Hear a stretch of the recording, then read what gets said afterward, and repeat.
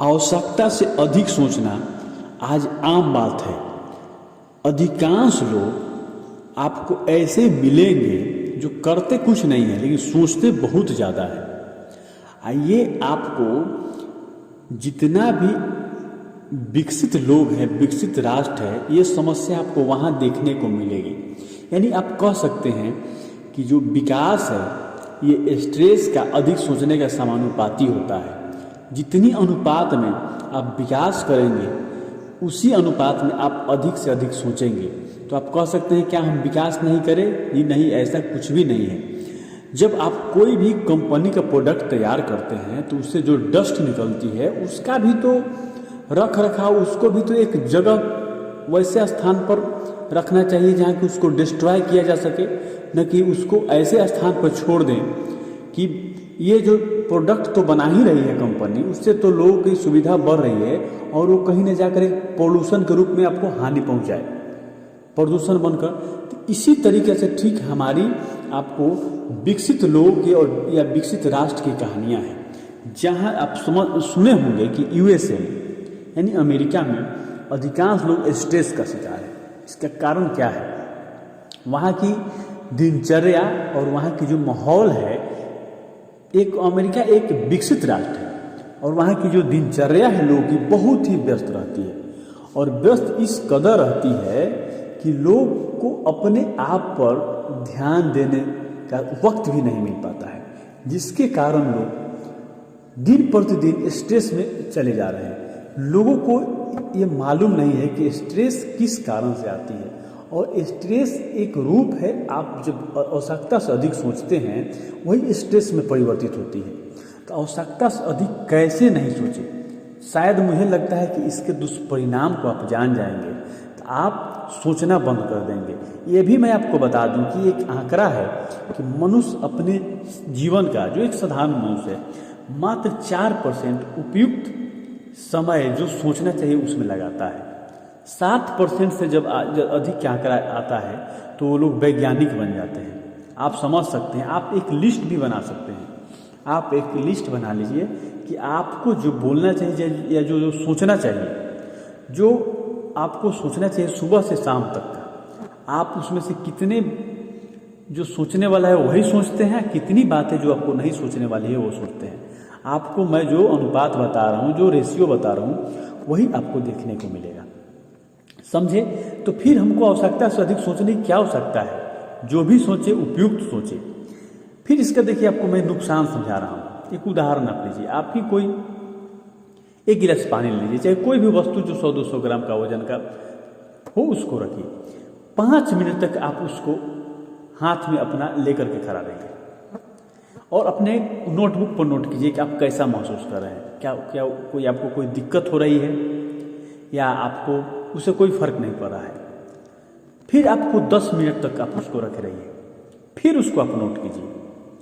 फिर आप आधे घंटे तक रखिए उस वस्तु को हाथ में खड़ा कर, फिर इसके बाद उसको नोट कीजिए। फिर आप उसको 2 घंटे तक रखिए, फिर नोट कीजिए। फिर आप उसको 10 घंटे तक रखकर नोट कीजिए।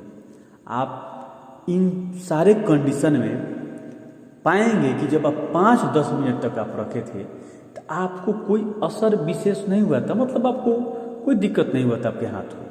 लेकिन जैसे ही समय आधे घंटे हुआ, थोड़ा समस्या उत्पन्न हुई, हाथ में थोड़ा सा दर्द हुआ, 2 घंटे हुई, ज़्यादा दर्द हुआ, 10 घंटे में तो मुश्किल हो गई। ठीक उसी तरह से हाल हमारा दिमाग का है। दिमाग का सिस्टम ये भी एक अंग है, इसका भी वही काम है। आप इस पर भी आवश्यकता से अधिक बोझ दीजिएगा, बार बार चीज़ों को इसको रेस्ट नहीं दीजिएगा, बार बार लीजिएगा तो स्ट्रेस में परिवर्तित होगा ही।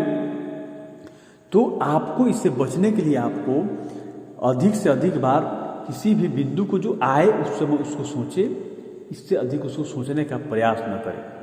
लेकिन ये इतना आसान तो बात है नहीं कि आप इसको इस तरीक़े से कर ले कि हाँ आएगा तो हम जितना चाहते हैं, क्योंकि आपका सीमा मालूम ही नहीं है। सीमा आप कुछ लोगों को तो ऐसी बीमारी है कि न चाहते हुए भी सोच लेते हैं। न चाहेंगे कि हम सोचें तो भी सोचेंगे, इतना न अधिक सोचेंगे, इतना न अधिक सोचेंगे। उसको जब तक दुष्परिणाम में नहीं बदलेंगे तब तक वो मान ही नहीं सकते। मैं एक चीज़ बता रहा हूँ, इसके उपाय पर भी आज मैं आपको समझा रहा हूँ कि इसका कैसे उपाय किया जाए। क्योंकि बहुत लोग को समस्या की परिभाषा तो दे देते हैं, समझा देते हैं, लेकिन उसके उपाय पर कोई ओपिनियन उनका नहीं रहता है। लेकिन मैं आपको इसके उपाय के बारे में भी बता रहा हूँ ताकि आप इस चीज़ को अपने जीवन में उतार कर आप समस्या से, इस दुष्परिणाम से, भयंकर जो कि दुष्परिणाम है, इससे आप बच सकें। क्योंकि आज की जो हमारी जो दिनचर्या है बहुत व्यस्त है, हम लोग काम में व्यस्त रहते हैं और संचार क्रांति है, इस तरीके से जो इलेक्ट्रॉनिक्स गैजेट सब हैं, ये सब इतना ना परेशान करता है कि डिप्रेशन और अधिक सोचना एकदम स्वाभाविक बात है, बहुत लोग को हो गया है। क्योंकि उस तरीके से जितना वक्त में आपको रेस्ट चाहिए उतना ना आप रेस्ट दे पाते हैं, ना खान पान सही ढंग से, जो भी है बहुत असंतुलित है। तो आपको मैं बता रहा हूँ एक छोटी सी उपाय जिसको आप शामिल करके अपने में सुधार ला सकते हैं, बिल्कुल सुधार होगा, उसको समझने का प्रयास करें। मान लीजिए कि आपके पास एक रबर है, रबर की प्रत्यास्था आप जानते हैं कि बहुत अधिक होती है, यानी प्रत्यास्था का मतलब उसको लमराइएगा फिर अपने जगह पर चले आइए, यानी प्रत्यास्था सीमा तक उसको लमरा सकते हैं। उसकी भी प्रत्यास्था सीमा होती है।